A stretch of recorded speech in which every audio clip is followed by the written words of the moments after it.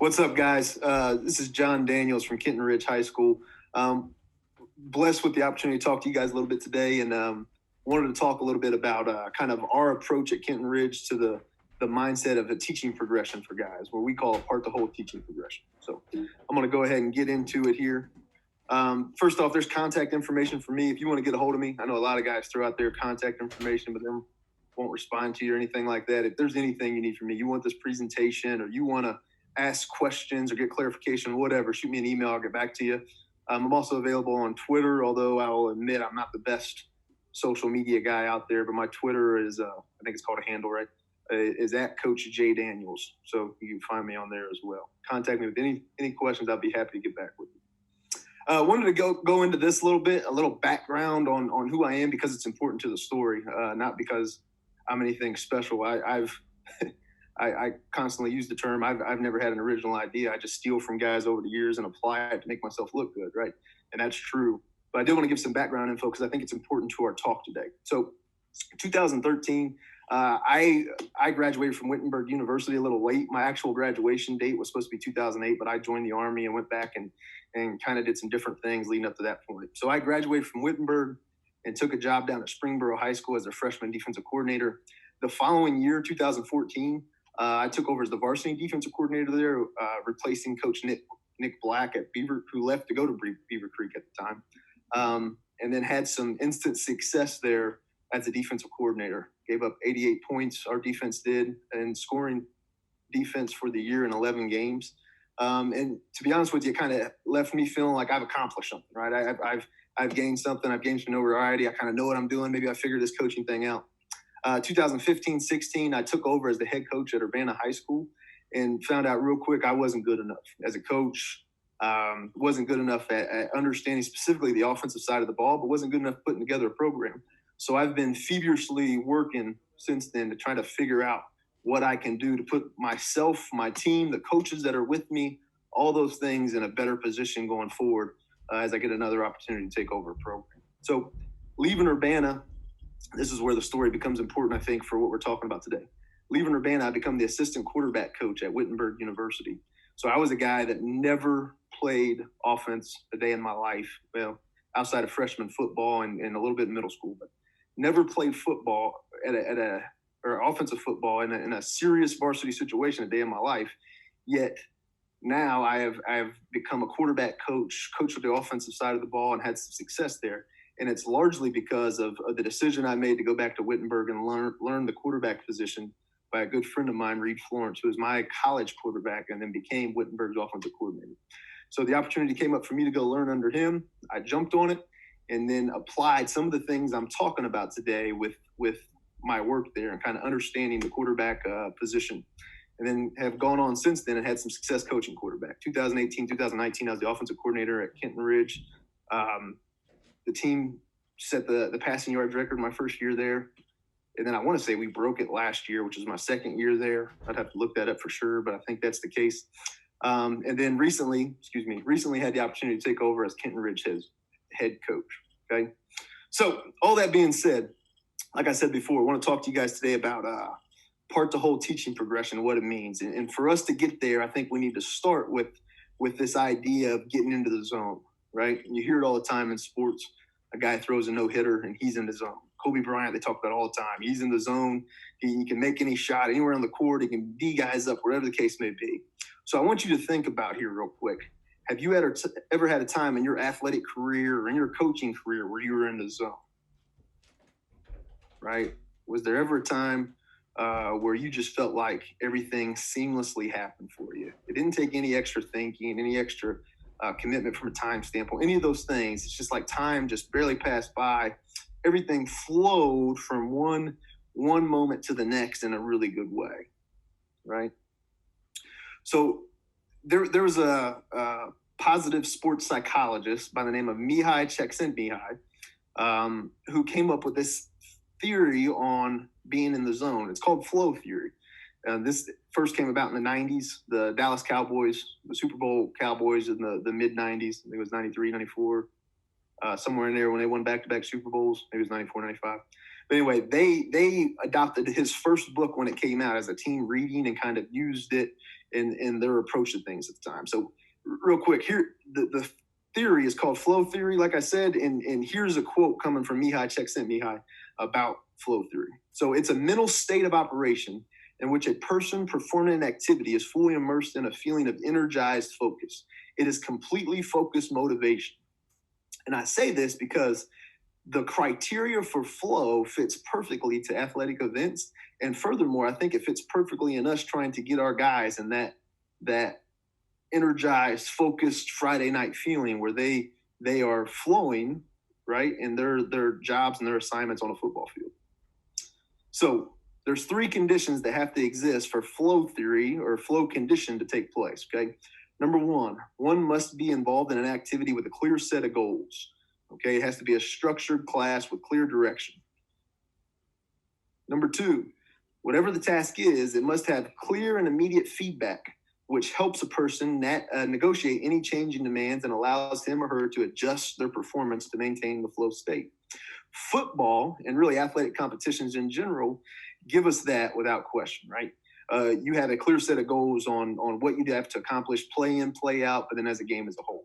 You also get clear and immediate feedback. You're either accomplishing that task or you're not accomplishing that task. I'm either driving a guy off the ball or he's busting me in the chops, right? I'm either completing a pass or I'm missing it, right? It's clear and immediate feedback at its best. So our focus as coaches becomes objective number 3, and that is one must have a good balance between the perceived challenges of the task at hand and his or her own perceived skills. One must have confidence that he or she is capable to do the task at hand. So this is everything we tie into coaching is about objective number 3 for flow theory. And that is to get guys to a spot where they feel confident enough to perform on a Friday night stage in a way that is conducive to their goals, right? So that's what we're talking about, that 3rd section. So if you get a chance, I would have you look this up. I'm not going to show this video here, but it's a quick hitter on what flow theory is, okay? There's a guy by the name of Steven Kotler who has done a bunch of recent stuff on flow, and he kind of got his experience with it by focusing on extreme sport athletes. He himself at the time was, I believe he was a rock climber, but don't quote me on that. He was some type of extreme sport athlete who got injured, and then when he left the game or whatever it was for an extended period of time when he had to recover from, I believe it was a back injury, he comes back, and the things that were previously kind of incomprehensible to accomplish, guys were accomplishing on a routine basis and were even going above and beyond what he had accomplished at the time. So I would encourage you to look this guy up, and if you're interested in the idea of flow theory, look it up and see if you can find some things that are helpful to you. Okay. All right. So in flow theory, Mihai Csikszentmihalyi comes up with this idea that there is a chart based on a person's perceived skill level and the challenge at hand. And it's important to note that it's their perceived skill, what they believe they can accomplish, right? And he comes up with this nice boundary, right? This flow state that on one side, if the skill is too high and the challenge too low, it puts you down here where players get bored. They are bored and are no longer interested in accomplishing high-end tasks. On the other end, when skill level is low and the challenge is high, guys end up becoming fearful and not able to have success. Okay? So our mission, as I've tried to go back and reevaluate our teaching progression, was how can we align flow theory with our ideas and in our progression in our teaching environment. Okay, so we came up with this development, right, of isolated drills, develop into integrated drills, develop into scrimmage or games, or scrimmage, and then that eventually becomes a game. Here recently, I've worked with somebody that's actually my wife's family. Was a baseball coach over at Wright State and is now working with the Yankees, who has convinced me there is another level of this, right? A level that's beyond just game theory, which we'll get into later on as we talk about this more clearly. Okay. As we go through this, you're going to see several titles and authors pop up in blue. Here's the first one, right? Finding Flow. It is the book that I pulled this chart from and kind of adapted it. All these drills and stuff in the middle isn't in that chart, but the actual chart itself, the base of the chart is, okay? And that's Finding Flow by Csikszentmihalyi, excuse me, okay? All right, so the first set of drills we're going to talk about here is isolated drills, okay? And isolated drills are, we get 15-year-old, 14-year-old kid, whatever it is, walks onto the field day one, and now we've got to teach him how to play position, right? Whatever it is, whether it's O-lineman, D-lineman, linebacker, quarterback, whatever the position is, this kid walks on and now is going to start developing skills here. So an isolated drill would be the very first step in getting this guy going to where he can benefit from working with us, okay? So some examples of isolated drills. They're all hard skill development drills, which we'll talk about here in a minute. So for us at the quarterback position, maybe pocket movement for a guy, right? Reacting to rushers in different lanes would be hard skill development, and one a bunch of the NFL guys spend tons of time on because in that league it's become such a goal of theirs to put pressure on the quarterback, right? Linebackers reacting to different pull reads, right? So I'm a linebacker and I got a pulling guard. What's the hard skill response that I need to enact to react to that pulling guard, right? And it's different based on what front you're running, all those things. Receivers, when I'm running a route or whatever it is, the break in that route, getting the guy stand up the right way or whatever it is to where I'm going to make my break, it is a hard skill that guy is not going to think about. He's going to do on a Friday night game, right? O-linemen and taking their steps to put them on a pull path, hard skill. D-lineman punch and hand placement or takeoffs in general, hard skill, right? These are things that on a Friday night game field, they're not going to think about. They're just going to do. So you see me talk about hard skills up to this point. I want to get into a little bit of what I mean by hard skills versus soft skills, okay? First off here, hard skills. These are automatic. There's no thought involved in these things. This is something you're falling back on. You're not thinking about. You're not going through and processing anything. You're just doing them, right? Think about them like a Swiss timepiece. Excuse me. It's repeatable precision. It's going to perform the same way. You're going to do it the same way. Perform the same way every time. A robot could do it. If you were to make a robot football player, he could do the hard skills better than anybody because he's doing it the same exact way, the same exact time pattern, all that the same way, okay?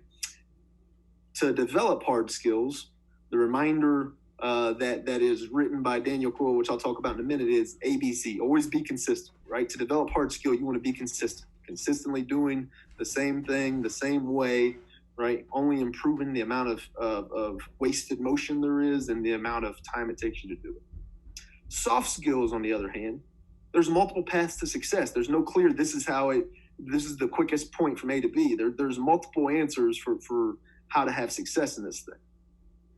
It requires decision making. It requires that you understand what's going on and you process information. It requires pattern recognition and seeing things before they happen in many cases, identifying things and then reacting to them. To become good at soft skills, you got to focus on the 3 R's: reading, recognizing, and reacting. Okay? Linebacker, for instance, reads a play, recognizes the way it's going, how it's going to be blocked, and then reacts in a certain way. The quarterback reads a single high safety, recognizes that it's cover 3, and now is going to react with the appropriate throw based on that, right? Those are soft skills. So let me get into this. The analogy we use for hard skills and soft skills, I talk about with my coaches, my players all the time, is this. Think about a big oak tree, right? If a player your development is going to grow into an oak tree, hard skills are the root, the trunk, the major branches of that tree. It is the foundation on which everything else must grow, okay? And the soft skills are the leaves, the fruit that tree produces. You cannot develop them soft skills first without hard skills to react. Because at some point, that quarterback who read the defense and recognized cover 3 has to enact a hard skill to get the ball from point A to point B. Same thing with that linebacker we talked about. He read the play, recognized the pulling guard, and recognizes the direction of the play. He now has to react with a hard skill that he's developed. So that's what we mean by hard and soft skills. The theory and the conversation that takes place on hard and soft skills I pulled from a book called The Talent Code.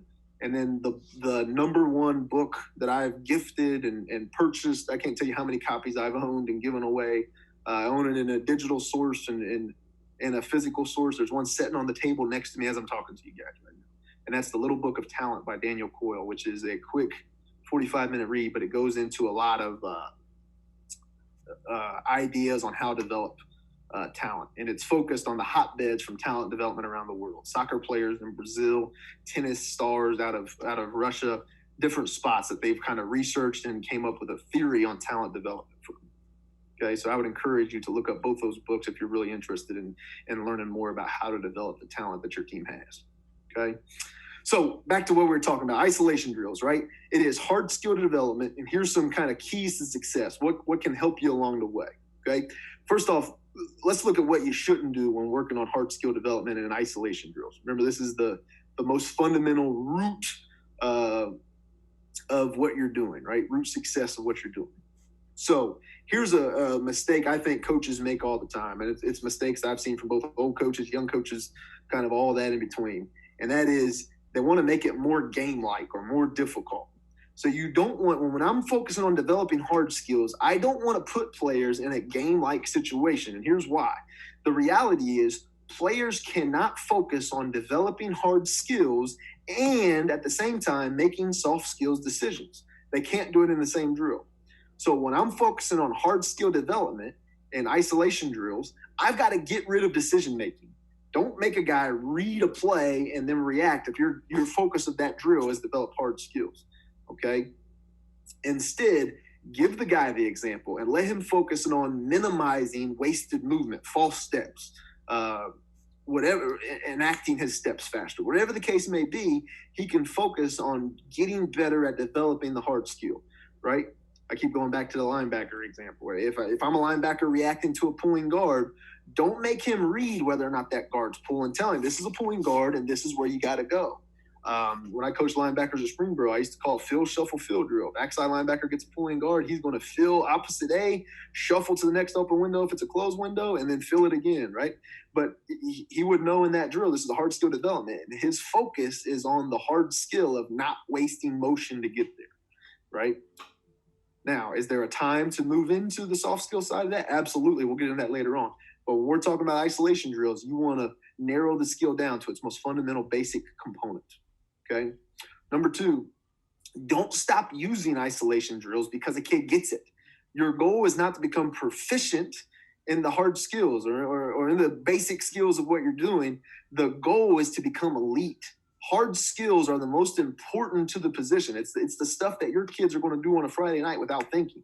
They are going to react to whatever it is they have going on, and they're going to enact some type of hard skill to respond to that. Okay, so be great at it. In the book Practice Perfect, written by Doug Lemov, he talks about practicing the bright spots. If a kid's really good at, shedding a block, then practice that to help him become elite at it. That way he becomes unblockable, right? As opposed to saying he's sufficient in that, I'm going to focus on something else. Become elite at the most important hard skills, and we'll talk about in a minute how you can identify those, okay? Don't allow isolation drills to become just going through the motions. When I was at Wittenberg, Coach Reed Florence and I talked about all the time, the beginning part of our practice sets up everything else we do, right? So if I just go through the motions on, some type of throwing drill, right? Then that's going to transfer into my integrated drills later on, and then my team periods and all that, which we'll get into down the road. But create situations where guys can focus on becoming better in isolation drills, right? There's a great example out there of Wayne Gretzky. And Wayne Gretzky, if you ever went and watched Wayne Gretzky practice, when he was really trying to get better, right, and trying to become elite, he looked like the least competent hockey player on the ice at all times because he was constantly falling all over the place. He was constantly slipping as he's trying to stop and those sort of things. And teammates constantly commented on this and eventually recognized why this was. Wayne Gretzky was so incredibly focused on hard skill development that he would push his limits to the point where he couldn't stop as fast because he was going faster than he ever had when he's trying to stop. He was constantly reaching to get better.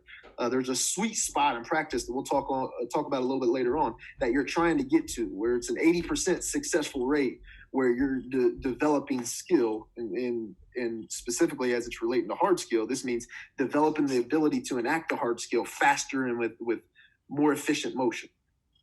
Okay.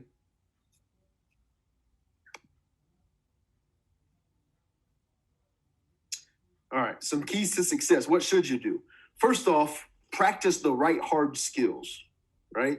You want to find the hard skills that are most important for your guys to develop.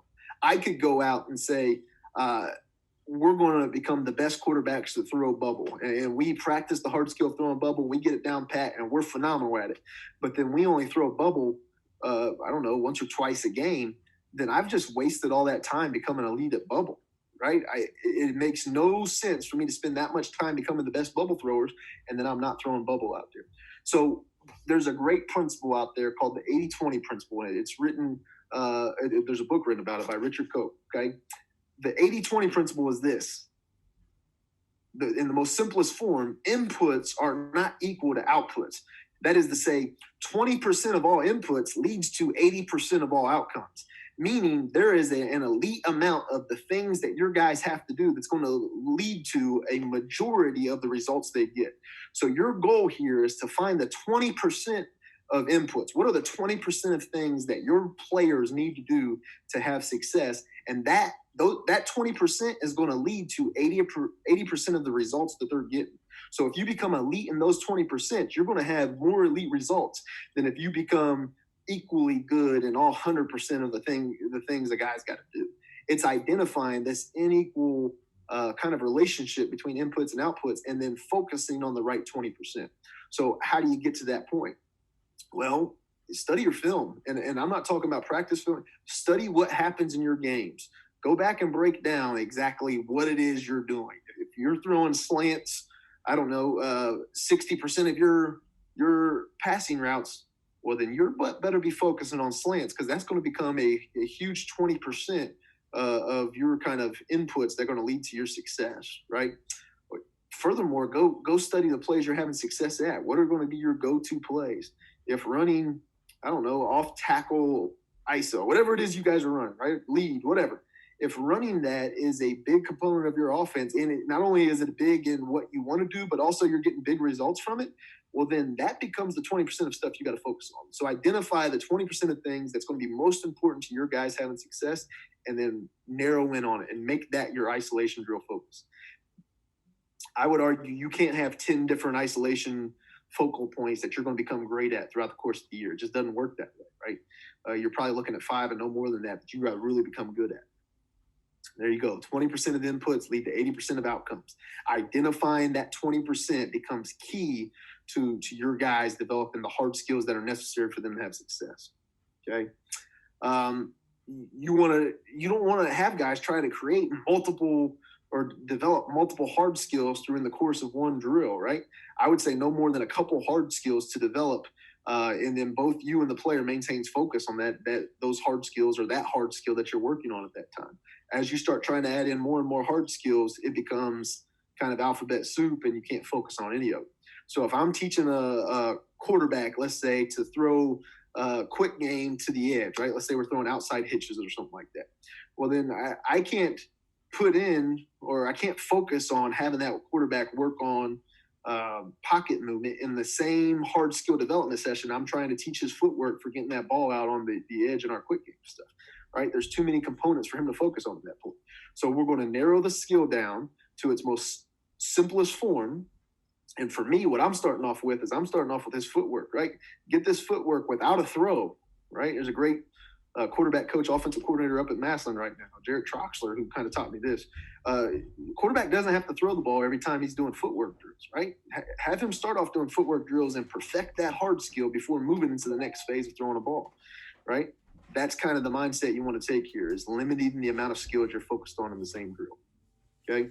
You want to go slow at first. This is massively important when it comes to hard skill development.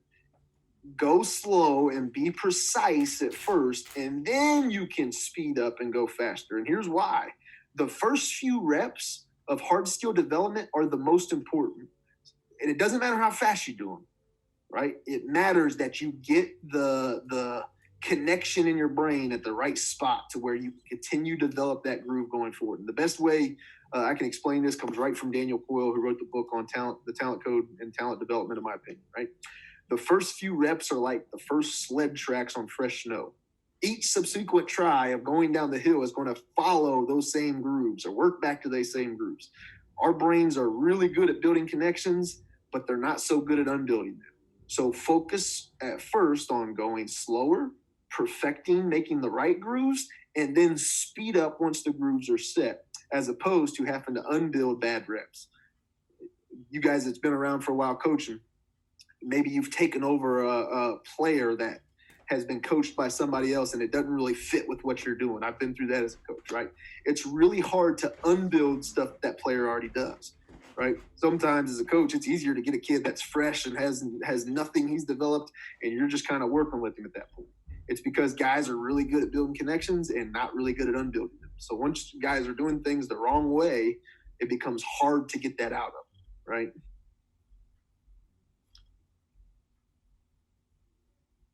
All right, so continuing on here. Number 4, when developing isolation drills, you want to add focus on details and how fast you're getting through the drills to increase difficulty, as opposed to adding decision making or trying to add multiple components of the drill. Instead, increase the amount of focus they have. Are they wasting movement? Are they false stepping? Are they, I don't know, taking a directional step that's putting them on path and then they're having to redirect themselves as they go? Eliminate all of those things and help get your players into the mindset that they got to focus on those things during the hard skill development period. You got to sell it, man. You got to sell that this is the most important component of your practice, is developing these hard skills. And once you show them tape and they're showing up on tape, that's how you sell them, right? Here you go. Look at this. Perfect steps from a quarterback on throwing a hitch right here. And it leads to the ball being out in time, and it leads to a first down, right? That becomes a huge selling point. Again, reminder of Gretzky. Gretzky didn't stop just focusing on skating and stopping. He started going faster and trying to stop at higher speeds, right? So he increased his hard skills through practicing those same drills, those same hard skill kind of focal points at a higher rate of speed, right? You want to chunk hard skills. Like I said earlier, you don't want to get into a spot where I'm giving you 5 different movements that you're trying to master in the same drill. You want to break each individual one down into the hard skill development. And then once you've moved past working on one component of it, focus on the next component. Don't try to go back and reteach the first one all over again. You want to get to a point where you're allowing your kids the opportunity to be able to focus on small chunks of information instead of on the whole movement as a whole and trying to fix the whole thing, right? And here's kind of a universal rule. It doesn't matter if it's hard skill or soft skills, which we'll talk about later on. It's finding the sweet spot, right? Reaching for growth. The sweet spot is about 80% success rate is kind of what research has shown. If I can get somewhere in the ballpark of 80% success rate, then I'm reaching for growth, like Gretzky skating faster and hardly being able to stop himself, but also at a spot where I can control the environment and learn from my mistakes. If your success rate stop dropping way down low, 40%, let's say 50%, something like that, then you're not having enough success to really build upon the feedback that you're getting. Okay. So somewhere around 80%, you're getting the feedback that you can make incremental changes to develop a talent you're already working with. Okay.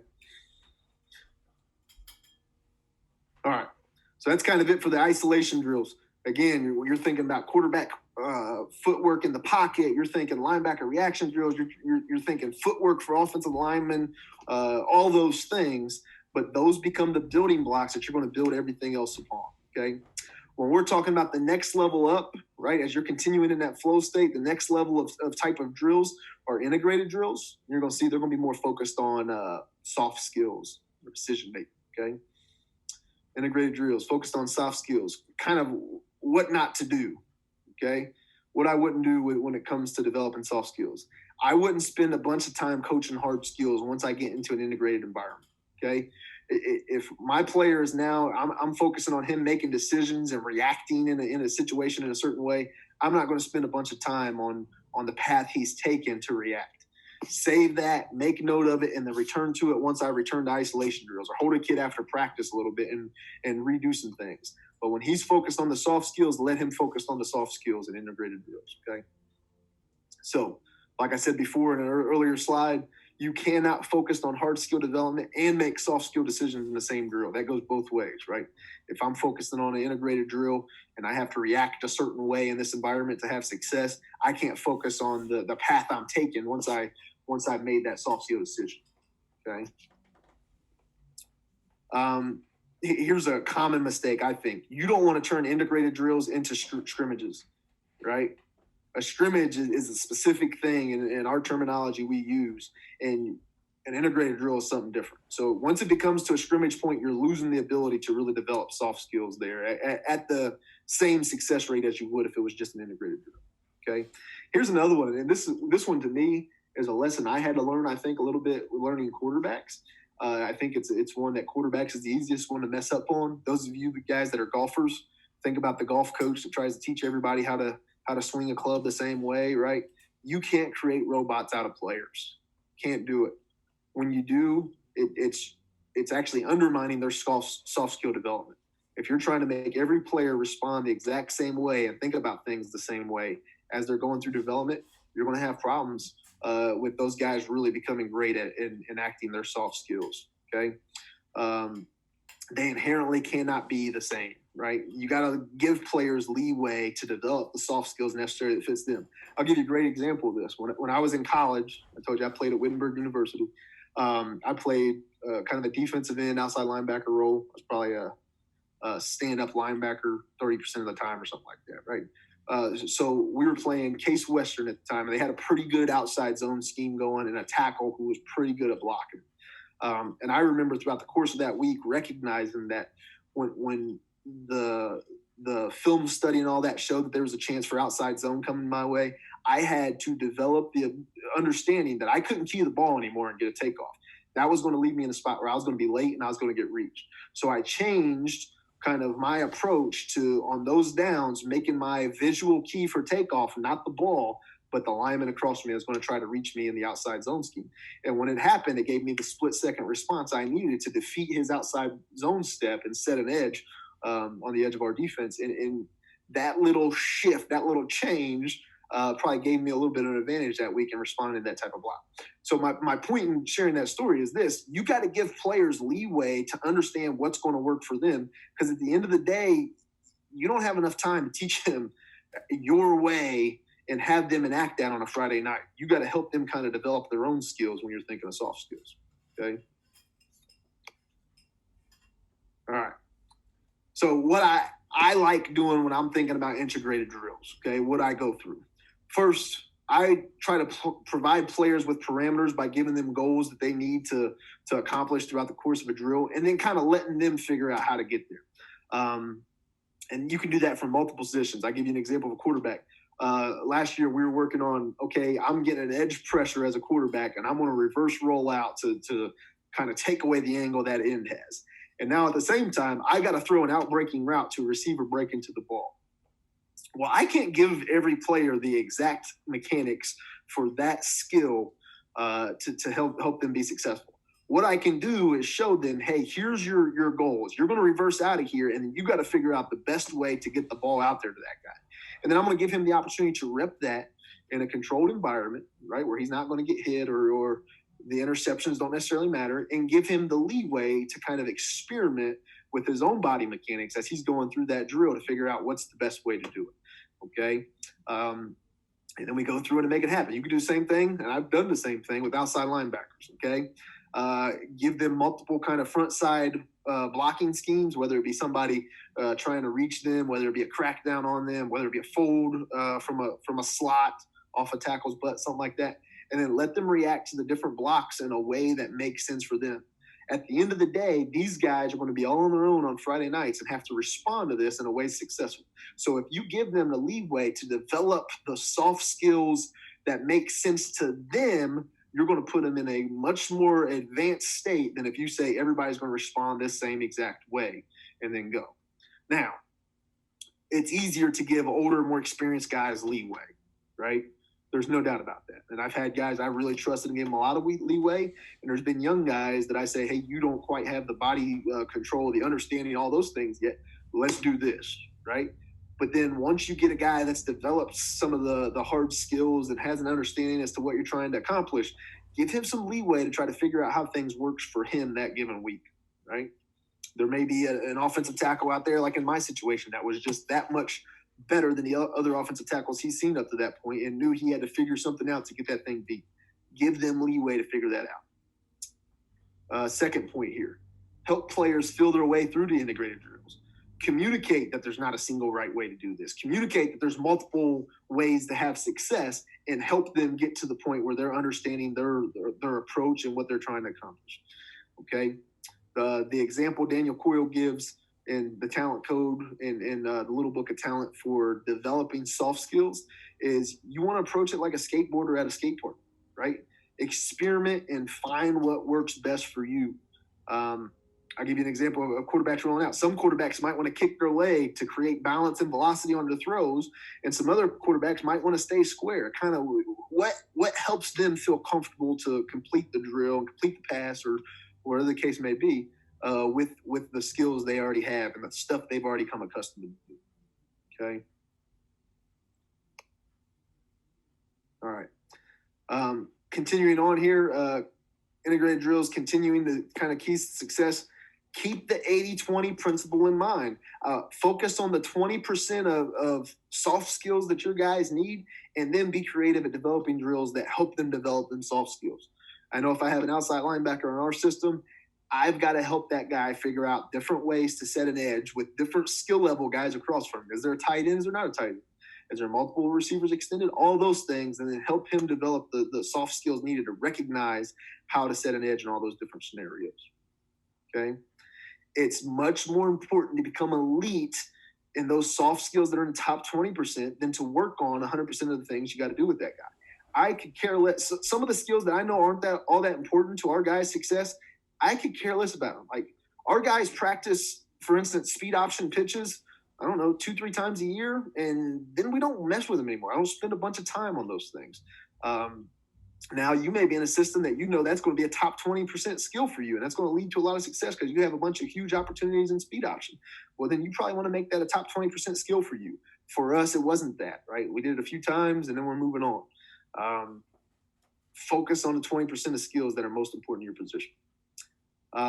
When it comes to integrated drills, don't overcomplicate them. Don't make things too difficult for guys to pay attention to. Put them in creative environments, like I said before, that allows them to have success. But then once they start having success within it, remember that sweet spot we talked about earlier, 80% success rate is kind of what you want. So you can increase the difficulty by adding new layers, introduce a new blocking scheme for that outside linebacker that he's got to figure out, right?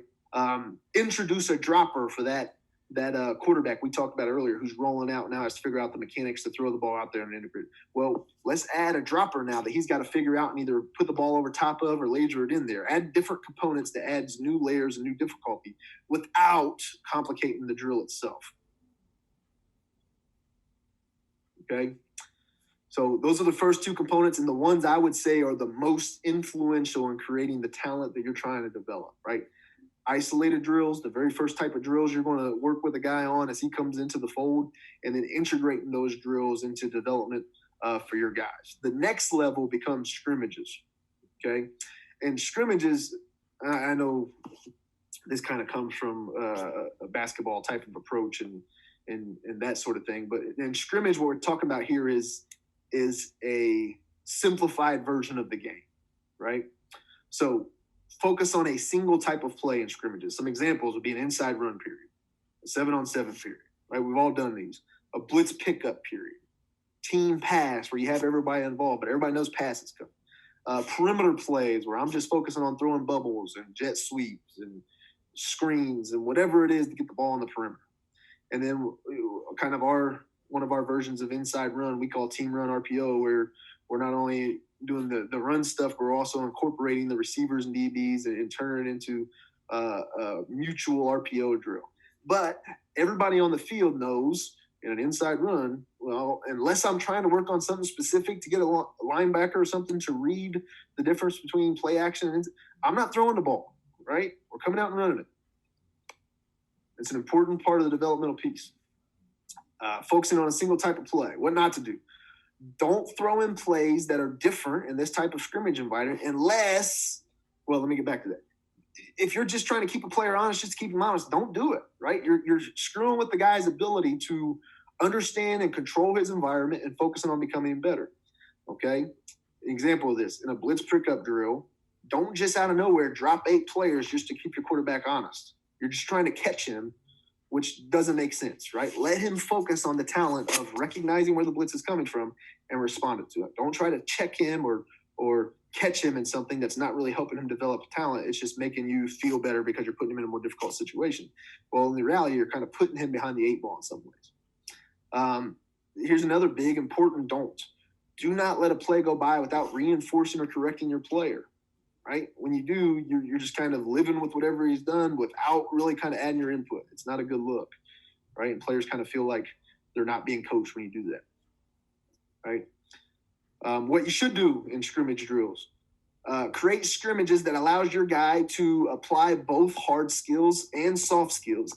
And furthermore, develop your practice plan in a way that allows them to apply those hard skills and soft skills that they've already worked on.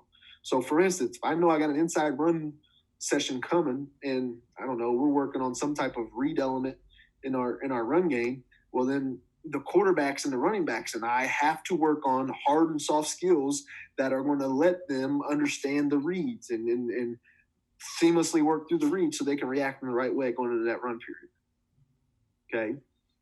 Okay. In these scrimmage drills, coach your position hard without decreasing the tempo of the drill. If you need to go further and more in depth with coaching, then stop and sub a guy in as opposed to stopping the whole drill. Sub a guy in, talk to him, get him back in there to go fix the mistake. Don't stop the whole drill. Tempo and scrimmages are important. Allow your guys to get in the flow of what's going on in the scrimmage without stopping 11 guys because one guy's jacked up, right? And here's another big important one, I think. Force mental rips with players that are not in. My second quarterback and my young quarterback are standing behind our starting guy, working through the reps the entire time. And our youngest quarterback is up filming usually, right behind those guys as they're working through these scrimmage drills reps. That way everybody's kind of, in my group, is getting the same amount of work in there, okay? Some of them's mental, some of them's physical, okay? So scrimmages, again, it's all stuff you're already doing within the framework of your practices now. I guarantee things like inside run, 7-on-7, whatever. I think the key component that I think gets lost when I talk to coaches and see practices and that sort of thing is understanding the ability to build. The best programs I see constantly doing these things, right? Focusing on the isolated drills they need, turn it into integrated drill work, and then making that their scrimmage stuff that they're doing, right? Understanding how each one flows into the next. Next one we're talking about is game situations, right? Here's my big kind of deal for game situations. I think if you put your guys in scenarios, you put yourself in a better position when it comes to Friday nights than if you just put them in a team session, right? So game situations are full team sessions, but we like to focus on scenarios. So some examples here. Team base plays. Our guys know if we're talking base plays, we're talking usually first and 10s, second and mediums, that sort of thing, where it's a specific base play scenario in a game. It relates to the base plays on our call sheets on Friday nights, right? 2-minute drill. This is a game-like scenario. So you want to put your guys in a position where they can develop the skills they're actually going to need on a Friday night by recognizing this is a 2-minute scenario and I need to react differently in this team setting than I would in a base play team setting. Coming out of the end zone, right? An important one that's cost me a game in my career. Well, I don't know if I would have won the game or we would have won the game either way, but we've gotten bad spots down there earlier in my career as a coach, right? Coming out of the end zone and understanding how you got to react differently to different things there. Red zone plays, huge one, right?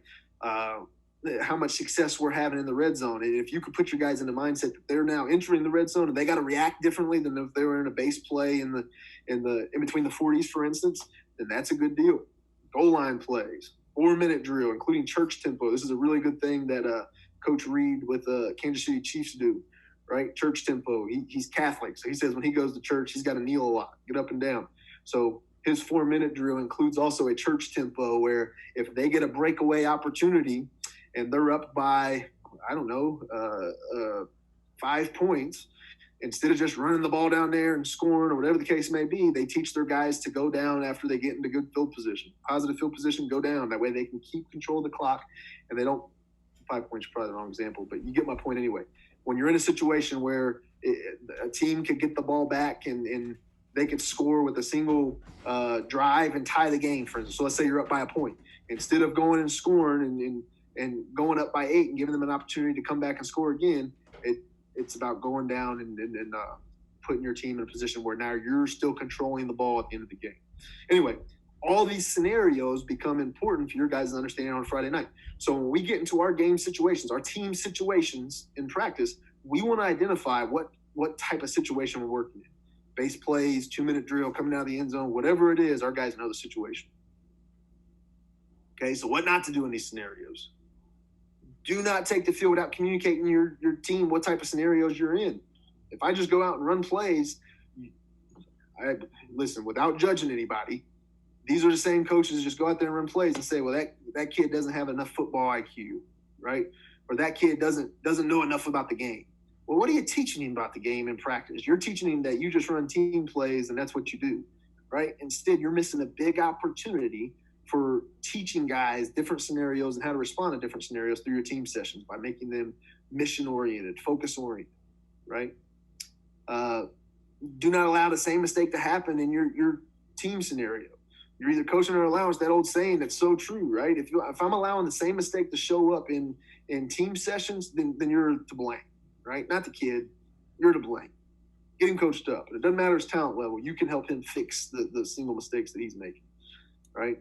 And furthermore, we call our team sessions perfect periods, right? Because everything we ask a guy to do in that team session should have already been accomplished throughout the course of practice up to that point, right? This should not be the biggest chunk of your practice. If you're a guy that's team sessions taking 30 minutes and the rest of your practice is taking 25, I would argue to you that the talent development folks out there that have studied this, researched this, and written books on this would say you got the thing flipped upside down. Start off hard skill development, work on soft skills throughout the course of that, and build towards a team-like setting as opposed to spending a bunch of time in team, okay? And yeah, I watch coaches have been around and they've got that figured out, right? All right, so what you should do, right? Create scenarios that allows players to develop confidence in the scenarios you're throwing at them, right? When I tell a guy we're in a 2-minute drill, he should have some confidence when it comes to games. He's always had several situations in practice where he recognized he was operating in a 2-minute, and it's more than just going on air, right? Once you're in game setting, coach hard skill and soft skills. Coach it all, right? Enforce positive, correct negatives, but don't let a play go by without coaching somebody. I mean, we're all out here to help kids get better. Use it, man. Coach them every play. Game setting should be fast and furious in your practice. Should not be taking forever and a day to coach things that should have already been coached in hard skill drills, integrated drills, scrimmage opportunities, all those things when it comes time for game settings. It should be fast and furious, game-like tempo. Whatever your game tempo is, that should be the tempo of your game settings and kind of your whole team environments, right? Most coaching should have already happened. If it's not already happened, here's a huge point. If it's not already happened, reassess what you're doing up to that point in your drill work, right? Because you're missing the aligning something there. And here's the most important one that I think I learned when I went and watched the college game. Film it. And you're talking probably in most scenarios, our scenarios, a 10-minute period, but film it and watch the film after practice or going into your next day. Whatever it is, find time as a staff to watch the film. And the Huddle app makes it simple. You can upload it, have a young coach go in, upload the film. It takes 10 minutes. As you guys are finishing up practice or you're working the other side of the ball, whatever it is, get it uploaded, take 10, 15 minutes at the end of your day to watch it with your staff, and you will be amazed at the amount of clarity you create for not just your players, but also your coaches getting on the same page. When you watch it day in, day out, and you recognize mistakes together, you're going to draw your staff closer together, and you're going to put out a better product for your kids because you guys are on the same page, and you're recognizing the same mistakes and getting coached up the same way. Hands down, as far as a team-oriented approach, the biggest take I had out of going back and coaching at the college level and watching those guys interact as a staff and working with those guys on a daily basis. Okay, so here's the last stage of this. So as we went through, I told you this was when I first started this journey in, 2016, I think, when I just said I'm not good enough as a coach and I'm going to focus on getting better. And I'm not to say I'm massively better now, but that's been my approach ever since. I came up with those first four things: isolated drills, integrated drills, scrimmage, and game. Here recently, I've had the just dumb luck of married a girl who has a successful coach in her family, right?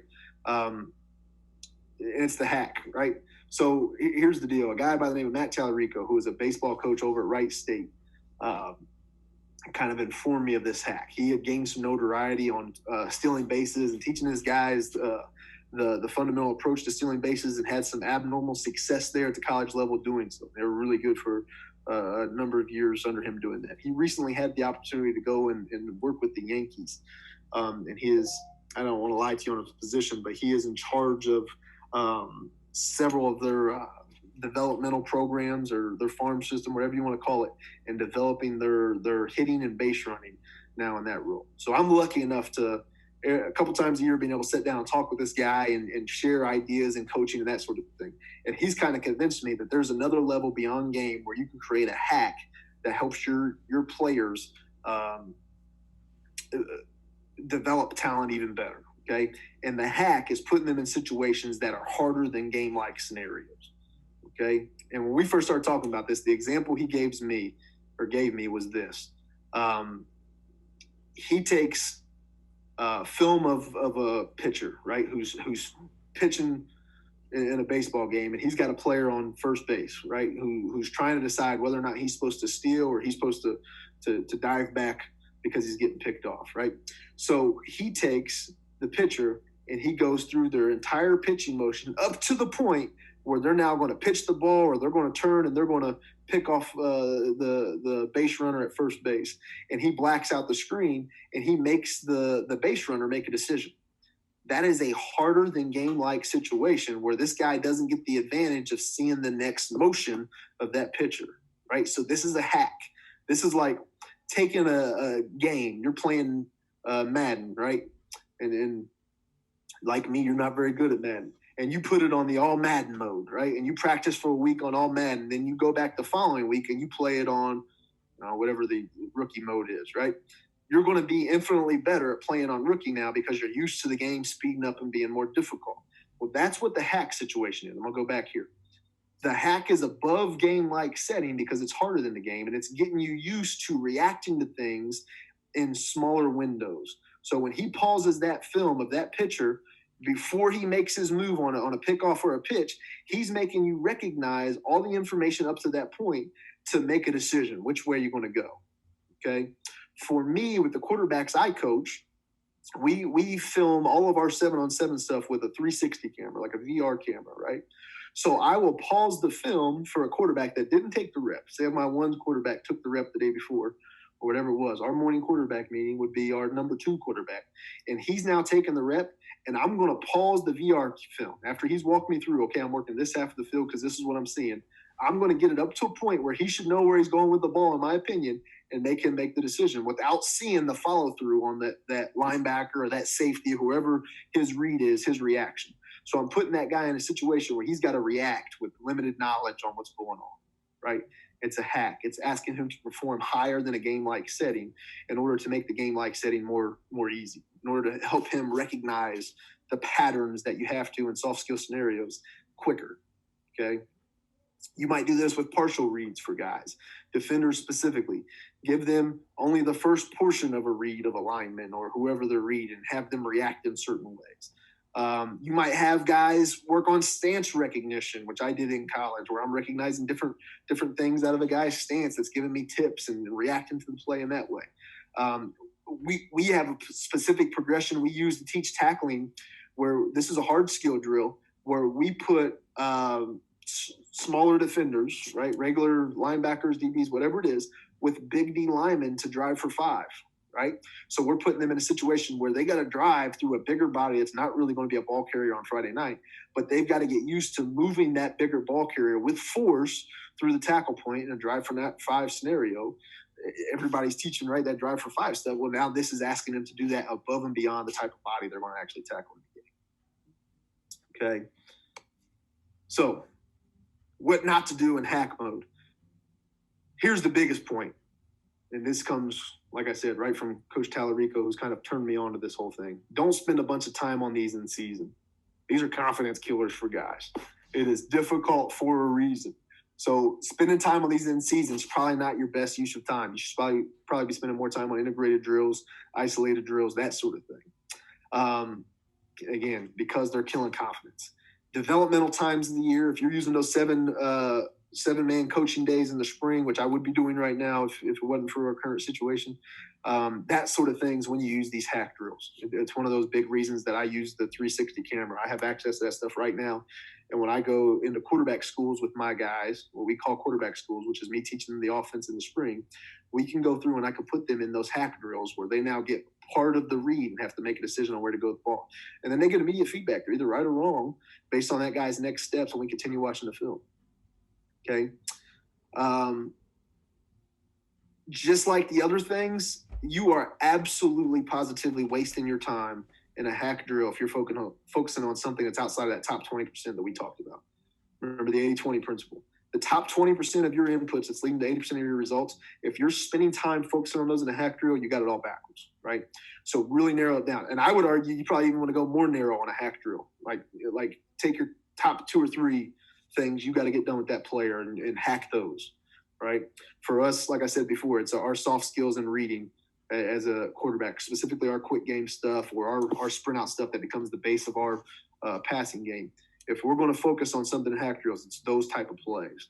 It's not going to be a play we put in as kind of a adjustment off something or something like that, because that's not something that a kid really is going to carry week in, week out. A hack skill should be something that they're completely developed, completely confident in to answer the question, what's the read here, right, for a quarterback? What's the read? They completely know the answer, then that's something you should hack, right? Linebackers, completely recognizing reads, that's something you should hack. All right. What to do? Be creative. I have only had a season experience now with working with any type of hacks. And I started off very small. Like I told you, I started off with 360 cameras. There's a couple things I did in practice that are very minimal with guys, with blocking out their vision and then having them have to make some decisions based on only a limited amount of what's going on with quarterbacks, blinding them from the safety movement, for instance, and having to read corners and linebackers play to determine where they're going with the ball, stuff like that. Simple stuff that makes it harder than game situation. So here's some key deals. Number one, when working on hacks with hard skills, make them perform the same precise movements. Like I said before, don't mess with hard skill development and isolated drills by changing the drills to make them more difficult. Make them perform the same stuff, but doing it in a way that's more difficult. Making them do it through resistance. Give them less time to accomplish the same thing. Time how fast it takes your linebacker to react to a pulling guard, right? And make him beat that time. Do it on different surfaces. When I was in college, we did takeoffs as defensive linemen in sand, right? It makes you have to really get your motor going that much faster because of the loose environment you're playing on. With the quarterbacks, we love rainy days because we know we're going to get some opportunities to work footwork in some slick environments. My first year coaching quarterbacks a couple years ago, we had a situation where we lost the game in a rain game because on a very convertible 4th down, we fell down in the backfield, right? That type of thing. So now when we get rain, we're getting opportunities to work our most important run game stuff because of that play, right? So do it on some different slick surfaces. You got to hose something down to make it more slick. Whatever the case may be, have them do it in their socks on the gym floor on a rainy day. Whatever it is to make it more difficult, do it that way. Do it through contact. If I'm working on throwing the hitch, make a quarterback throw a hitch and pound him with one of those foam pool noodles or baseball bat with some padding on it, whatever you got to do, stuff like that makes things more difficult. Receiver, same way. Make them catch hard skill, catching the ball and tucking it through contact, that sort of thing, okay?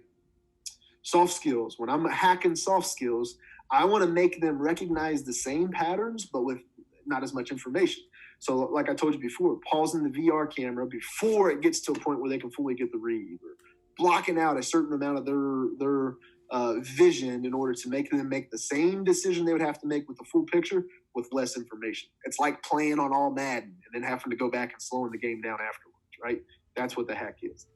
So pause the film they're watching, block their vision from a play, make them respond if I'm coaching a DB or whatever, make them decide where the breaks happen at that receiver before he actually makes his break based on what he's seen up to that point, put them in situations that make them start to recognize the patterns, okay?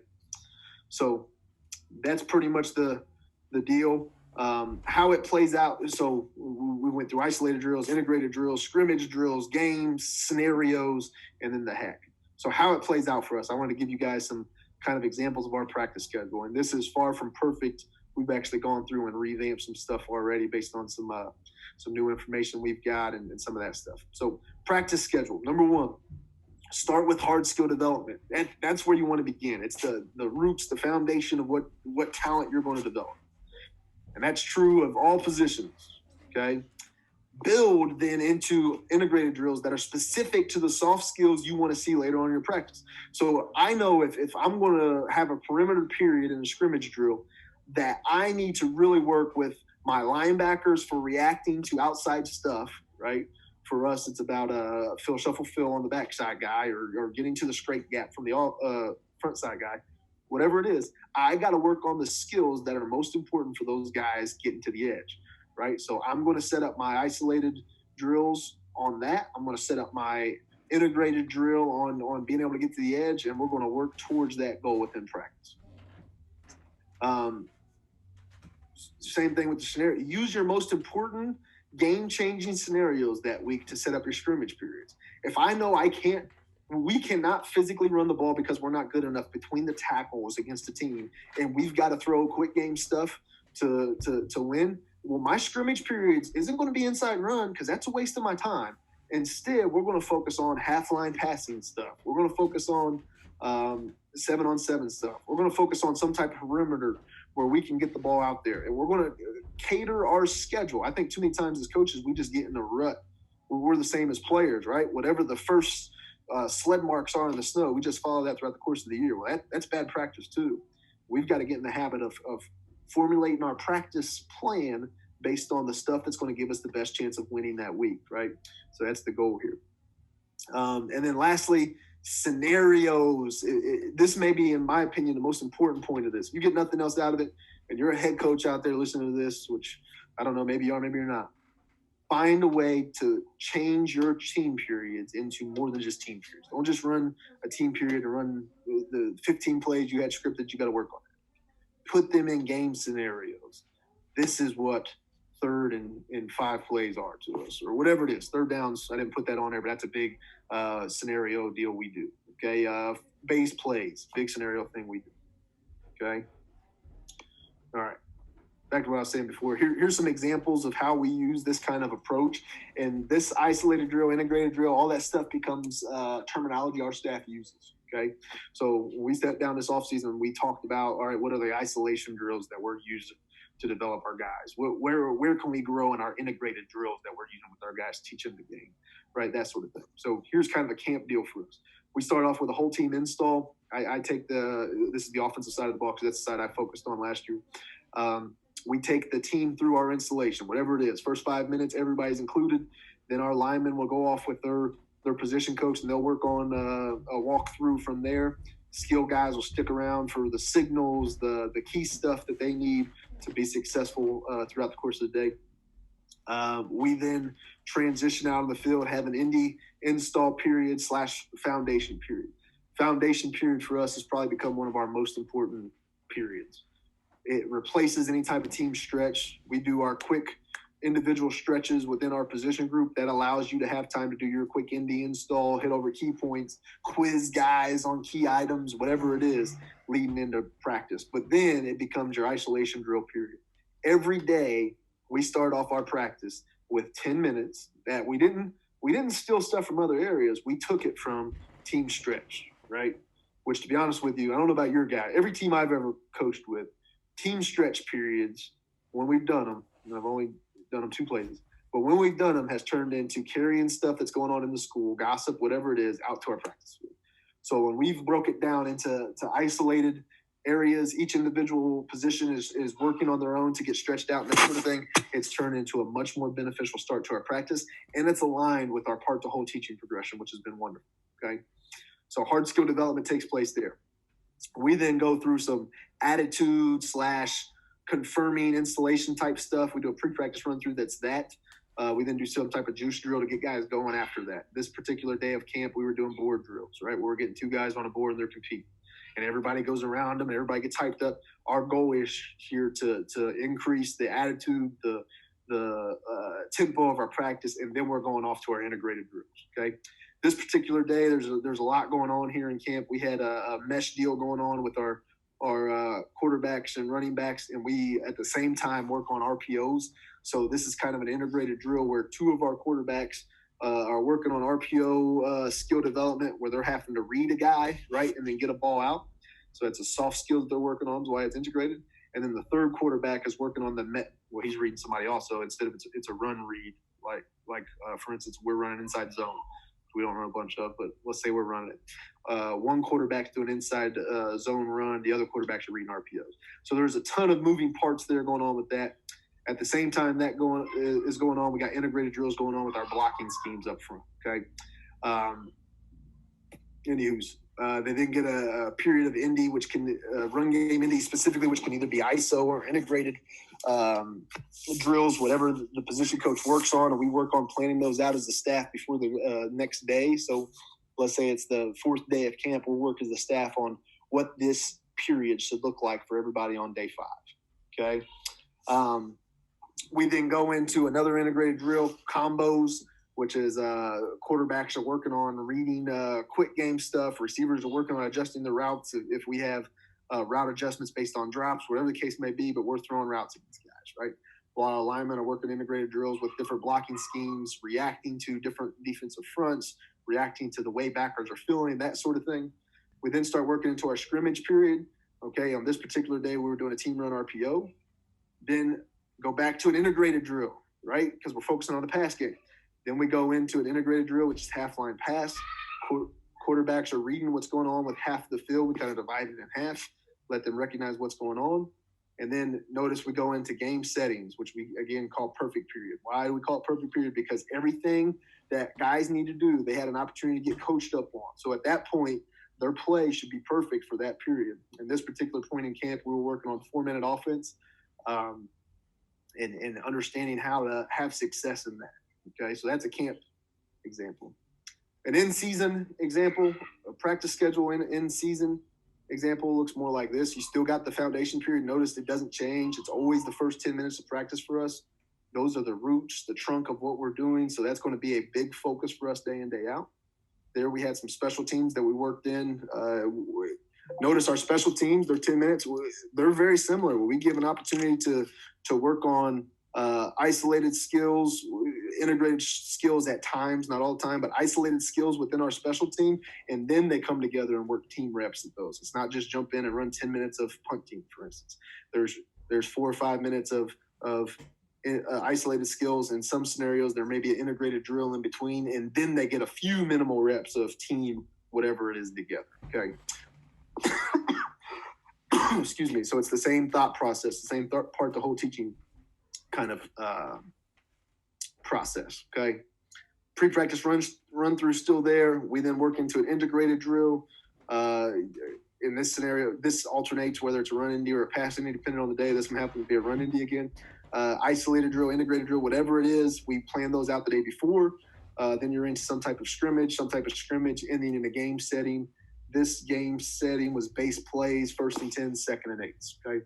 So again, the whole point of me showing you those practice plans is to show you kind of how we go through the process of the part to whole kind of example throughout our practice day, right? Starting off with the foundation of the tree, the roots, the trunk, building into the leaves, the fruit of it, and then working up through the flow chart into the game-like setting. In those scenarios, you're not going to see any hacks, because hacks aren't happening when we're in season, right? You might, in this case, when we're in a camp setting, I might say, all right, this quarterback's pretty good at I don't know, recognizing cover three and throwing the hitch in front of that back or something. So I may go here and in a individual setting, let's say it's a run inning here, let's say it's a pass inning, I may go here with this quarterback and throw in a hack drill here and say, okay, let's block out a portion of his vision and make him react based on less information to turn that soft skill into a hack. Okay. Or I may do the opposite and say, okay, these guys are pretty good when we get into our foundation period of reacting in this scenario. So let's make it a little more difficult and get a band out and have them react with pocket movement with a band attached to them, right? Where now I'm making them work a little harder to get their footwork in, or whatever the case may be. You're trying to find ways within that, but that's in camp. Once it comes in season, we're no longer focused on the hack portion. It kind of falls by the wayside. That's in the early portions of development. If there is, I don't know, maybe you wanted to do something early in the week with the guy, a specific quarterback or specific linebacker, or whatever it is that you wanted to challenge him a little further, maybe you throw in a hack drill early in a week. But when it comes to the meat and potatoes of your install stuff, you don't want to mess around with that stuff because it messes with confidence, like I said before. So that's kind of the deal. Hopefully you got something out of that you can use. I by no means have all the answers, but I tell you what I've learned. I've had points in my career where I thought I was pretty successful and maybe got a little comfortable, and I've learned that you can't grow that way, man. You've got to keep your nose to the grindstone. You got to keep finding new information and seeking out people that has good information, right? And that's kind of the approach I've taken. So if there's something I can help you out with to provide that for you, then I am more than welcome and more than available, to do so. My email is jondaniels@nelsd.org, or like I said before, at Coach J Daniels on Twitter. Please feel free to get a hold of me, and I'd be more than happy to help you out in some fashion, whatever I can do. All right? Thanks, guys.